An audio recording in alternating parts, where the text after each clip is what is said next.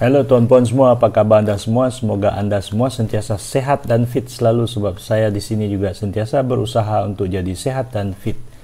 Kali ini saya ingin berkongsikan video tentang temuduga pembantu perawatan kesihatan PPK, iaitu grade U11, sebab saya dapat permintaan daripada Cik Cecilia Anang dan juga satu namanya SEX.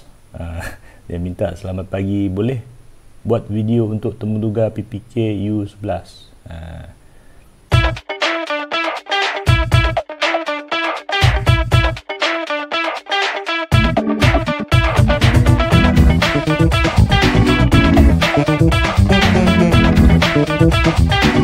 Jadi okey, kali ini saya ingin berkongsikan tentang tujuh tips bagaimana anda buat persediaan untuk temuduga PPK, pembantu perawatan kesihatan grade U11.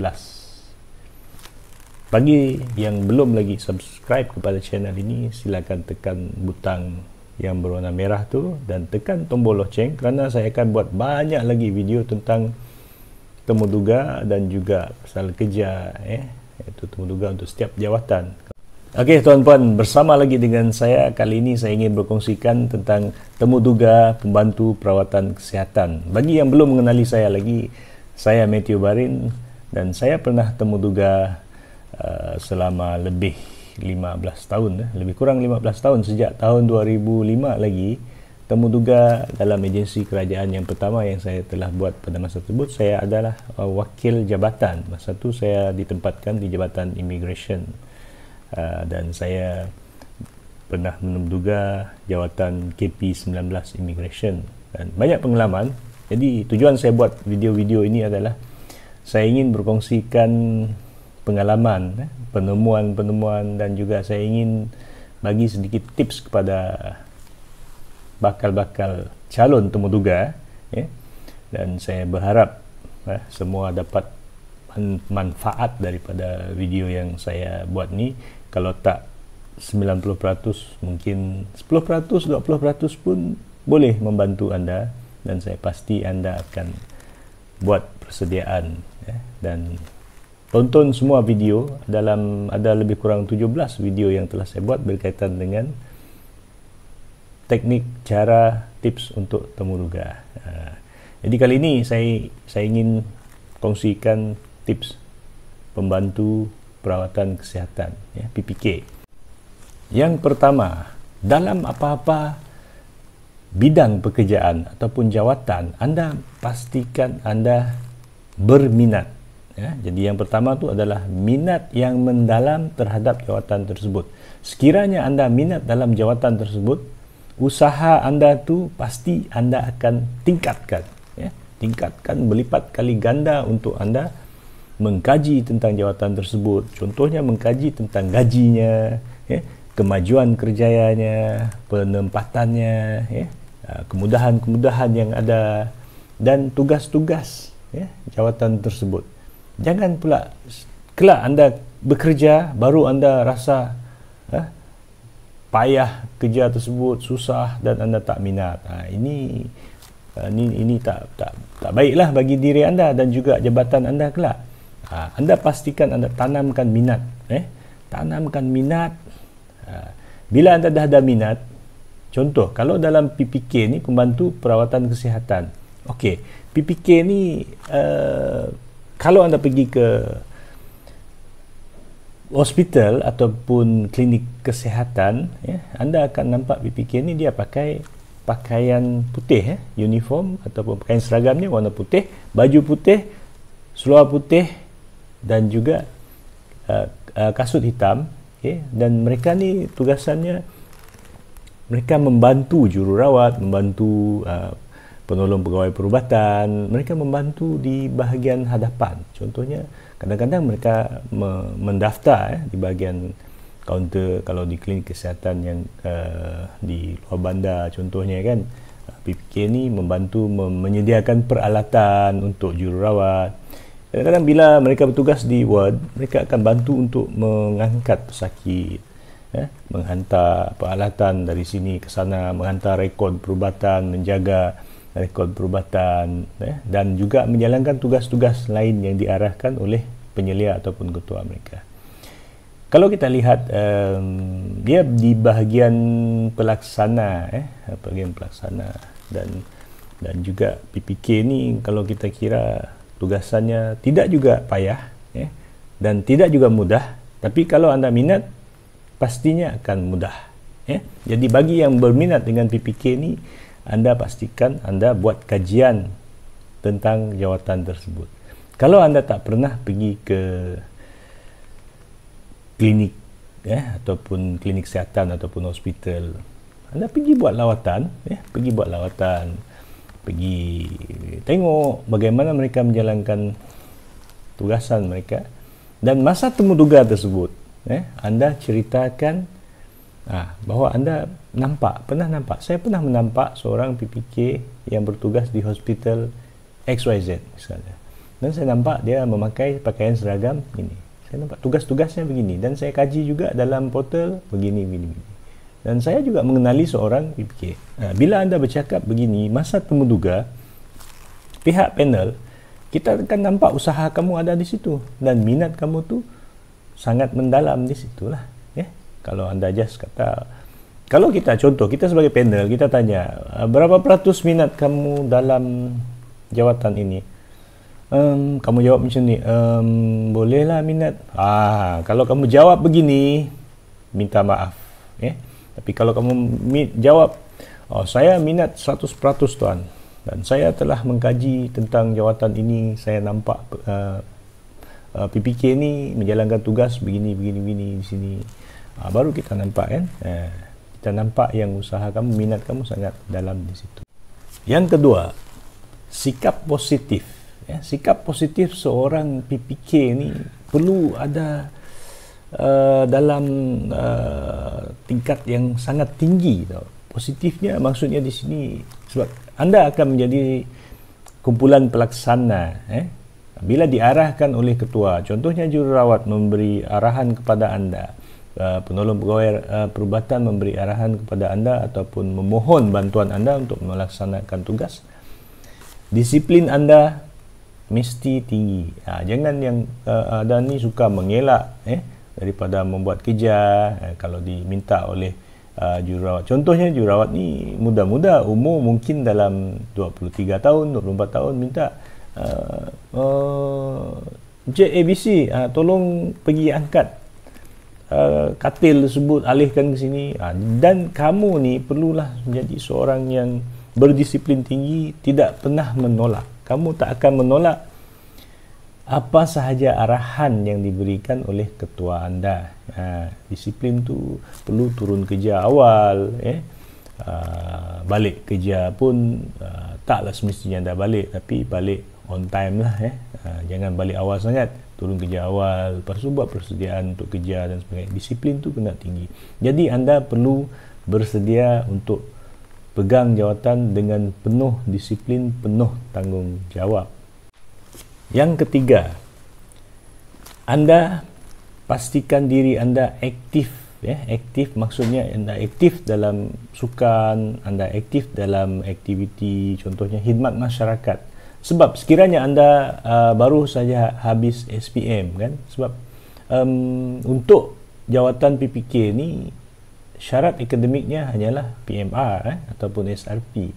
Dan sekiranya anda tamat pengajian dan anda belum ada pengalaman kerja, anda pergilah buat aktiviti, contohnya khidmat masyarakat, buat aktiviti sukarelawan, pergi melawat rumah orang tua, lepas tu membantu mereka, buat ziarah, pergi buat bantuan, contohnya ke rumah orang-orang orang tua lah, contohnya nenek-nenek, datuk-datuk yang kurang sehat, kamu pergi bantu, buat satu persatuan ataupun kelab untuk rakyat prihatin contohnya, ataupun belia prihatin, pergi ke rumah bersama dengan ketua kampung ke pemimpin masyarakat, dan kamu pergi buat. Bila kamu menunjukkan minat kamu begini, kamu minat menjaga orang sakit, kamu ada pengalaman di situ membuat aktiviti sukarelawan, pihak panel akan nampak kelainan pada diri anda. Itu bahawa anda minat. Bila anda kerja kelak, anda tak ada masalah untuk membantu pesakit. Kena ingat, kita bekerja di Kementerian Kesihatan ataupun di hospital, di klinik, anda akan berdepan dengan orang yang bermasalah, masalah dari segi kesehatannya, Jadi sekiranya anda ada ciri-ciri membantu orang sakit, there you are, anda sudah bertindak sebagai seorang PPK ataupun kaki tangan Kementerian Kesihatan. So, aktifkan diri anda, bercampur gaul dengan masyarakat sekeliling anda. Kalau berada di kampung, buat aktiviti dengan persatuan penduduk, ataupun kalau berada di bandar, buat dengan rukun tetangga, buat satu program. Dan masa temuduga tu kamu bagi tahulah, ceritakan yang saya telah turut serta dalam aktiviti gotong royong. Kami membantu membersihkan rumah-rumah warga emas dan sebagainya. Semua ini menunjukkan yang kamu ni seorang yang prihatin dan sentiasa nak bantu orang. Jadi bila anda pergi temuduga, itulah modal anda, itulah kekuatan yang ada pada diri anda. Dan juga perlu ingat bahawa seseorang yang aktif dalam sukan ni, bila kita aktif dalam sukan, bermaknanya kita aktif secara fizikal dan mental. Panel akan nampak latar belakang kamu seorang yang aktif. Contohnya kalau kamu seorang pemain bola sepak, kamu seorang pemain futsal, kamu seorang pemain badminton, anda ni menunjukkan yang diri anda ni seorang yang memiliki kekuatan mental dan fizikal. Anda bekerjasama dalam kumpulan. Semua tu sifat-sifat tu kita akan nampak, sebab memang anda sudah biasa buat aktiviti sukan, anda aktif dan sebagainya. Kalau anda perasan tak, mungkin di General Hospital, hospital umum, yang muda-muda tu kebanyakannya aktif dalam sukan tau. Itu kelebihan lah, sebab kalau semuanya akademik sama, semuanya boleh menjawab soalan dari, kalau di soal masa temuduga, di soal bagi soalan ABC, semua boleh jawab. Tapi kelainan yang lain tu, ciri-ciri lain tu tak ada. So susah nak pilih. Tapi kalau anda ada aktiviti di masa di sekolah, semasa anda habis sekolah tu, penglibatan anda tu menyebabkan anda ni ada satu, menunjukkan yang anda ni ada satu nilai tambah, value added pada diri anda. Yang keempat, keyakinan diri. Anda mesti yakin pada diri anda. Bukan panel yang akan menentukan sama ada anda tu boleh pegang jawatan ataupun tidak. Diri anda perlu yakin pada diri anda yang anda boleh pegang jawatan tersebut. Contohnya PPK ni kan, pembantu perawatan kesihatan. Kita sebagai panel penemuduga, dia tak nampak sebenarnya. Anda boleh berlakon, tapi yang nilai ataupun kekuatan itu kamu sendiri yang tahu. Jadi tunjukkan kekuatan kamu tu kepada panel. Maksudnya, bila anda yakin, anda jangan gemuruh ataupun anda nervous. Anda perlu pastikan semua tu dah dibuang ke tepi, dan anda bila masa temuduga tu anda dah ready, bersedia untuk bekerja. Bukannya datang masa temuduga tu kamu nak bersoal jawab. No, jangan tunggu soalan lepas tu harapkan soalan yang mudah ditanya. Don't think about questions. Jangan ingat pasal soalan. Oh, soalan apa yang akan ditanya? Sebelum anda ditanya, sepatutnya anda telah keluarkan, buktikan keyakinan diri kamu tu, kekuatan yang ada pada diri kamu tu, itu yang kamu tunjukkan semasa temuduga. Dan peluang yang sepatutnya pada bahagian pengenalan diri itu tadi perlu ada wow. Masa anda masuk dalam bilik temuduga tu perlu tunjukkan keyakinan yang sangat tinggi.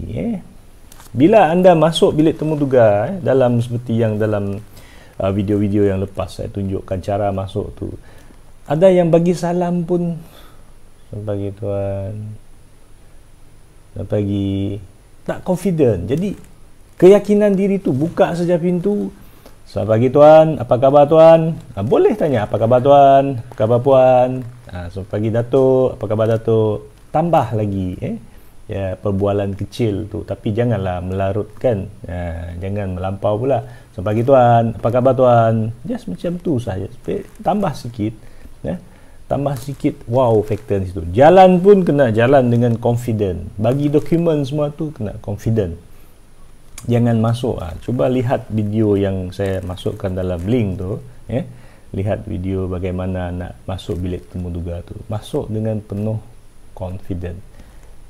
Dalam satu video yang saya letak Supermat, itu dia Supermat tu, cuba tengok yang video, amalkan teknik Supermat. Supermat, ada tips yang saya bagikan di situ. Anda kena ingat, bila anda bekerja sebagai PPK ni, ada hari-hari nampak pesakit, sakit macam-macam jenis sakit, macam-macam jenis pesakit kelak, dan anda akan berdepan dengan kaki tangan yang bersama dengan anda, pegawai perubatan, jururawat, penolong pegawai perubatan, apalagi ramai lagi, dan tekanan dari kiri kanan atas bawah, banyak tekanan. Jadi anda pasti yakin pada diri anda, saya boleh pegang jawatan. That's why balik kepada tips nombor 1 tadi tu, minat anda tu, pastikan minat tu sangat tinggi, sangat mendalam. Fikir puas-puas dulu sebelum anda pegang jawatan, ataupun sebelum anda mohon jawatan tersebut. Kalau anda minat, pastinya anda boleh dapat. Yang kelima, kerjasama kumpulan. Dalam mana-mana jawatan, anda pastikan anda ada sifat kerjasama kumpulan. Sifat tu kamu boleh tunjukkan, tunjukkan dalam pengalaman anda, tunjukkan yang anda pernah terlibat dalam aktiviti ini, aktiviti itu. Kami telah pernah menyumbang, sumbangan anda bagaimana, dan bagi tahu, okey tuan, sekiranya saya ditempatkan sebagai pembantu perawatan kesihatan, saya tahu yang saya akan bekerja dengan kumpulan separa perubatan, contohnya jururawat, penolong pegawai perubatan, pegawai perubatan, dan saya pasti yang saya boleh pegang jawatan ini, dan saya boleh bantu mereka buat kerja ini, buat kerja itu, dan saya tiada masalah, dan saya telah mengkaji kerja ini dengan sedalam-dalamnya, dan saya bersedia untuk dilantik. Cakap macam itulah bila anda ada satu nilai kerjasama kumpulan tu, yang anda ni bersedia untuk bekerja dalam satu organisasi yang ramai orang, anda boleh menjadi seorang pengikut ataupun pekerja, pekerja yang boleh bekerja dengan penyelia anda, rakan sekerja anda, anda seorang yang berdisiplin tinggi, tiada masalah. Saya pernah, kalau ada pengalaman, saya pernah bekerja di sini-sini. Kalau tak ada pengalaman kerja, cakap yang saya semasa di sekolah dulu, saya bekerja sama dengan rakan sekelas, kami buat aktiviti ini, buat aktiviti itu, bekerja sama dengan guru, dengan cikgu kami pergi ke sini buat ini, mesti ada kan aktiviti. Jadi bagi tahu yang anda tiada masalah untuk bekerja dalam kumpulan. Sebab bila anda bekerja kelak, pastinya anda akan bekerja dalam satu organisasi ataupun unit kecil, ataupun unit besar. Yang keenam, jati diri. Sifat jati diri ini perlu ada pada diri anda. Jadi bagaimana anda nak tunjukkan masa anda temuduga tu? Anda tunjukkan yang sama seperti kerjasama kumpulan tersebut lah, iaitu jati diri ini kepatuhan, sifat bertanggungjawab. Anda tidak, mental anda tidak mudah koyak. Maksudnya bila anda diarahkan buat ini, buat itu. Kadang-kadang dalam agensi ataupun satu organisasi kelak akan pelbagai ragam kaki tangan dalam organisasi anda yang memberi arahan. Kadang-kadang arahannya menekan anda, kadang-kadang anda tak boleh tahan, tapi anda pastikan anda tidak mudah koyak mental. Maksudnya orang cakap koyak mental ni maksudnya anda bila diberi arahan ini, kadang-kadang ada kerja yang overload, terlebih, kamu rasa terlebih, tapi kerja tu sebenarnya untuk kepentingan jabatan ataupun kepentingan anda semua dalam satu kumpulan tersebut. Jadi anda perlu tunjukkan yang anda dalam temuduga tersebut. Bila ditanya soalan tu, anda pastikan anda tiada masalah Tuhan. Saya dah biasa buat begini.